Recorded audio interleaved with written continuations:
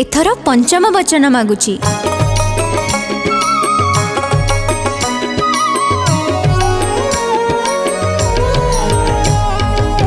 पंचम वचन मोर सुण कहूची, मनरे रखी था तुम्हें पकाई गंठी। घर कामरे जे उठी जहा करिबो, अवश्य से कथा मते जणाउथिबो। निण दिन खर्च आदि जहा करिबो, मोर परामर्श तुम्हें निश्चय नेबो। दुहिंक सह माटीरे घर चलिबो, मानिले पंचम घेरा संपूर्ण हेबो। पंचम वचन मोर सुण कहूची, सुण कहूची, मनरे रखी था तुम्हें पकाई गंठी, पकाई गंठी। कौन मो कथा मानिब तो?